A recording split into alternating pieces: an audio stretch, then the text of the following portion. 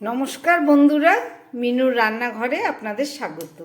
চলে এলাম নতুন একটা রেসিপি নিয়ে। আজকের একটা অন্য ধরনের একটা উপকারী রেসিপি করে আপনাদের দেখাবো, যেটা আমাদের শরীরের জন্যে খুবই উপকার।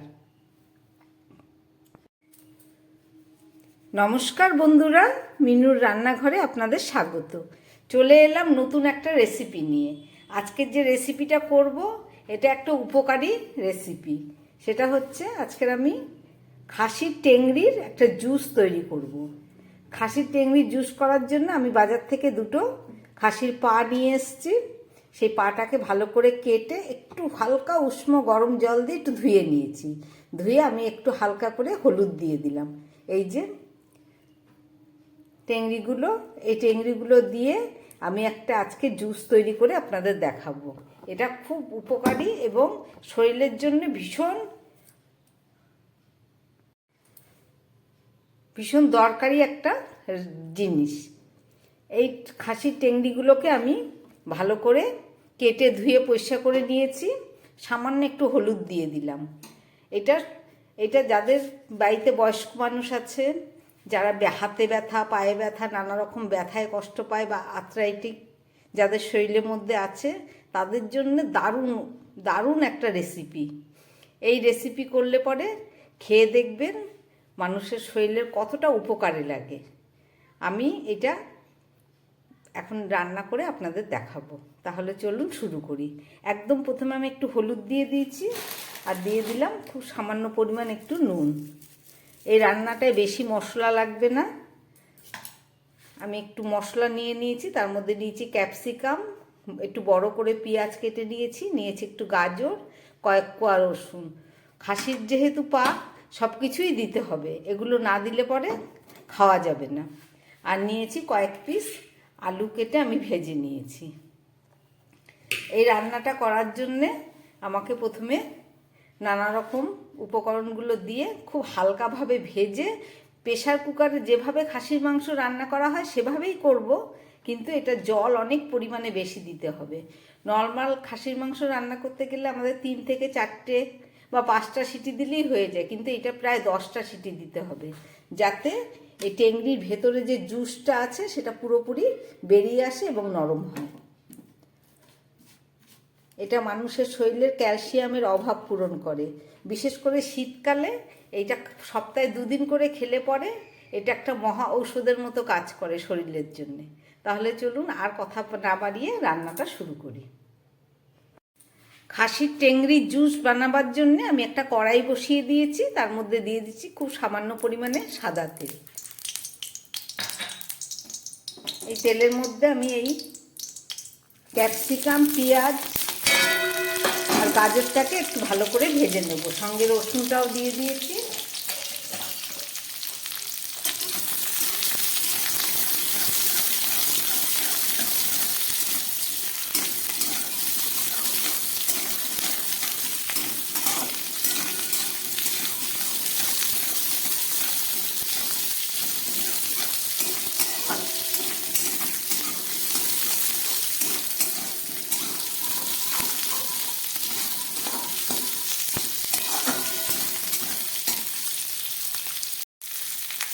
সামান্য একটু নুন দিয়ে দিচ্ছি।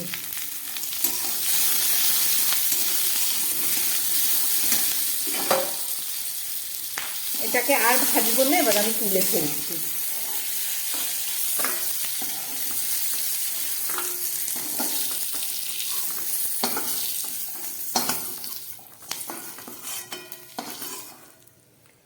এই যে আমার ভাজাটা রেডি হয়ে গেছে। আগে তো আলুটা ভেজে নিয়েছি, আমি একটু আলু দিচ্ছি। আপনারা চাইলে এর মধ্যে বিনসও দিতে পারেন। আমি আলুটা দিচ্ছি কারণ রাতে আমাদের রুটির সঙ্গে খাওয়া হবে। ছেলে বললে একটু আলু দিও মা, সেই কারণেই দিচ্ছি। আপনারা চাইলে আলু নাও দিতে পারেন। এই সবজিগুলো ভাজার পরে আমি একটু বাটার দিয়ে দিচ্ছি।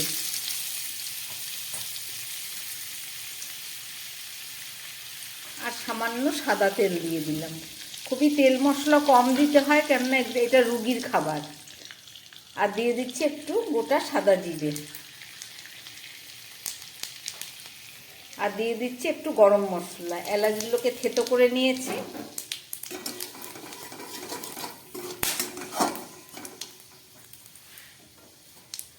এবারে আমি টেংরিগুলোকে দিয়ে দিলাম।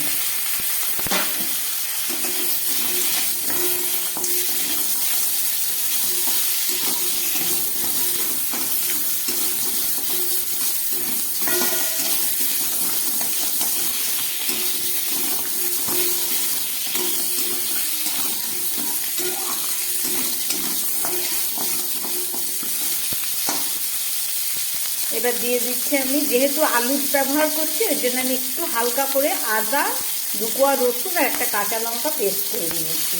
এই মশলাটা আমি দিয়ে দিলাম।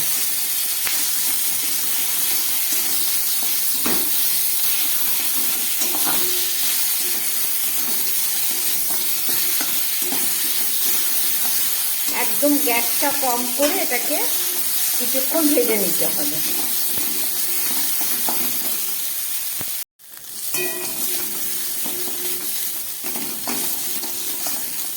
মশলা দিয়ে টেংরিটাকে খুব ভালো করে আমি ভেজে নিলাম। এবার দিয়ে দেবো একটু শুকনো লঙ্কার গুঁড়ো, খুব কম দিলাম, আর দিয়ে দিচ্ছি 1/2 চামচ মতো জিরের গুঁড়ো।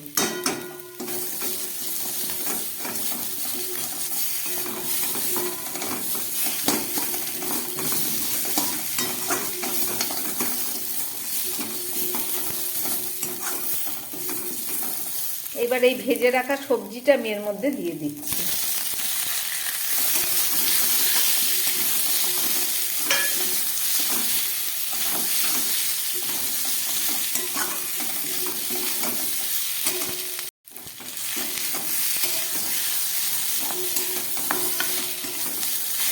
খুব ভালো করে আমি ভেজে নিয়েছি।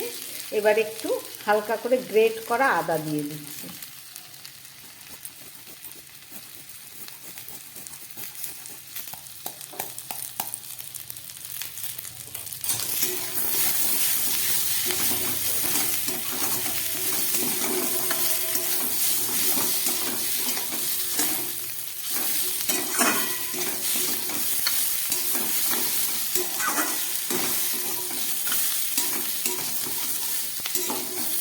খুব ভালো করে কষিয়ে নিলাম, এর থেকে আর বেশি মশলা দেব না।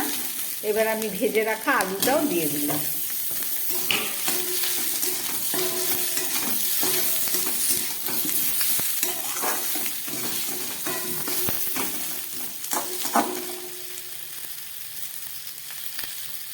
ভাজা হয়ে গেছে, এবার আমি দিয়ে দিচ্ছি একটু জল।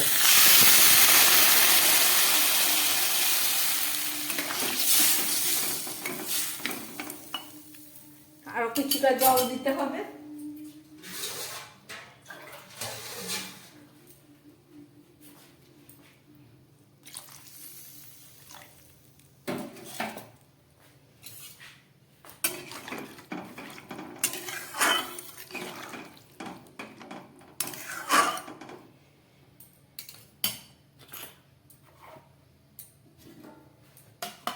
এবারে আমি এটাকে প্রেসার কুকারের মধ্যে দিয়ে দেবো।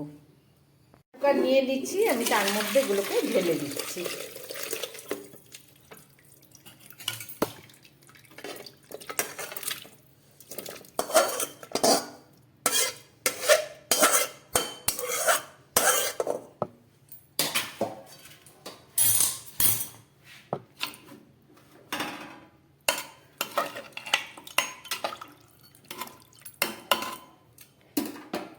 এবার আমি প্রেসার কুকারে ঢাকনা দিয়ে এটাকে 8 থেকে 10টা সিটি দেব।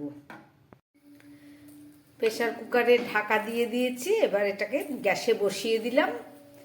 এবার যতক্ষণ না সিটিগুলো পড়ছে ততক্ষণ এটা রান্না হবে।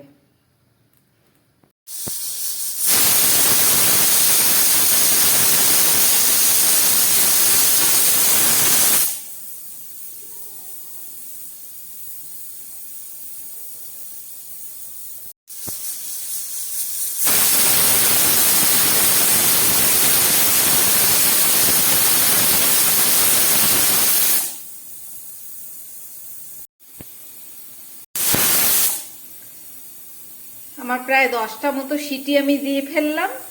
এবার আমি প্রেসার কুকারটাকে অফ করে দিচ্ছি, গ্যাস বন্ধ করে দিলাম। তারপরে স্ট্যান্ডিং টাইমে এখন থাক, ঢাকাটা যখন খুলবে প্রেসার কুকারে তারপরে ফেরত এসে আপনাদের দেখাচ্ছি।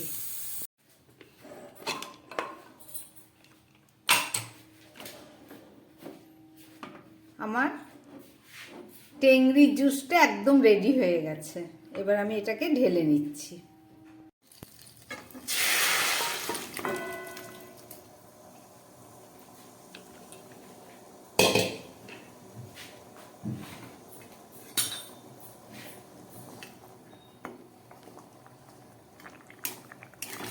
আপনাদের পরিষ্কারভাবে দেখাবো বলে আমি আরো কড়ার মধ্যে এটাকে ঢেলে নিলাম। দেখুন কত সুন্দর নরম হয়ে গেছে, পুরো জুসগুলো সব বেরিয়ে গেছে।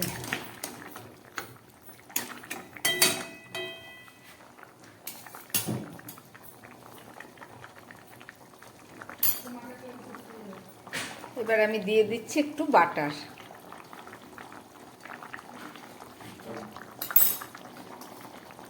আর দিয়ে দিচ্ছি একটু গোলমরিচের গুঁড়ো। বাস আমার একদম রেডি হয়ে গেল মটন স্যুপ। মটন স্যুপ বা টেংরি জুস, যা বলবেন সেটাই। একদম রেডি হয়ে গেল আমার। এবার এইভাবে এটাকে পরিবেশন করুন।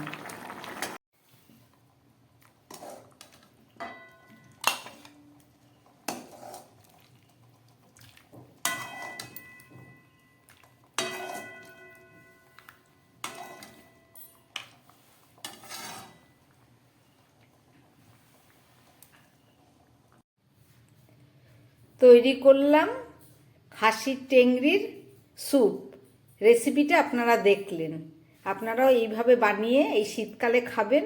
দারুণ টেস্ট এবং শরীরের জন্য দারুণ উপকার।